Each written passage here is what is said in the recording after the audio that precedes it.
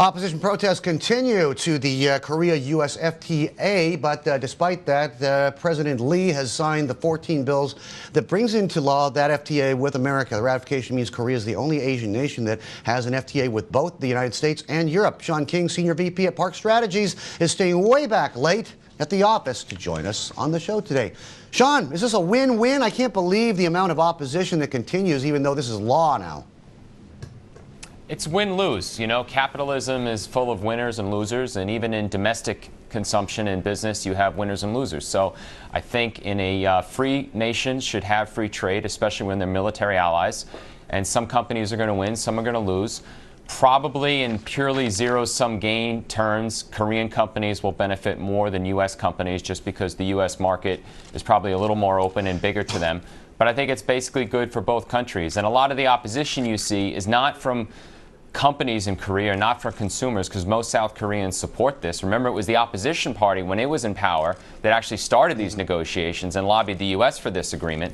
But it's leftist populist elements in South Korean politics who have an eye on next year's election, who are just trying to start trouble with the virulent strain of anti-Americanism, which is also supported by Korean-American groups in this country, sort of like the Korea Policy Institute in L.A. or Notodol here in New York. Korean-Americans who should know better are fueling this anti-American sentiment in Korea itself. But most Koreans support this agreement. It's going to be good for Korea, it's good for the U.S., and this opposition is really a leftist populism with an eye towards next year elections.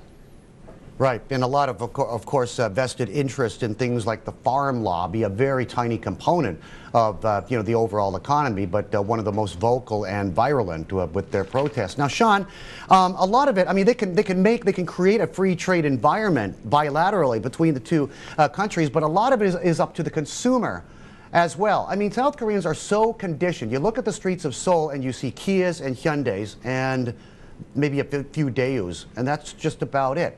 Are they going to buy Ford Fusions? Are they going to buy Cadillacs? I mean, you can make them available and lower the tariffs, but what's the consumer behavior mechanism or reaction going to be? I hear you, but things are changing. I first visited Korea during the IMF crisis in '97, and I saw one foreign car, and it had been keyed out of resentment. Somebody had run a key across the door that you shouldn't be buying a foreign car at a time of financial crisis. My last 3 trips to Korea, I am surprised how many foreign cars I see. Not just European, but also Japanese. And guess what? Guess what's kind of trendy in Seoul these days? Chevrolet. Because Chevrolet bought Daewoo, they got in it from the inside, and they're starting to put the Chevy logo on it, and it's actually becoming kind of a trendy new thing to have. So I had heard about this, I didn't believe it, but when I was in Korea this July, I was shocked knowing how Korean Korea is, that how many Chevrolets I saw on the streets of Seoul. So there is hope. Wow. What are we're not talking Camaros here, are we? No, I'm not talking Camaros, and there's a certain kind of adjective I'm desperate to put in front of the word Camaro, which I won't on this fine network, but I'm sure you know what I'm talking about. Or not a 57 Chevy, but a nice user-friendly Chevy for the streets of Seoul. Oh, okay. Well, I just brought up Camaro because it's doing really well against the Ford Mustang for some reason, as I understand it. Sean, we'll leave it to the people to decide and see how the FTA goes.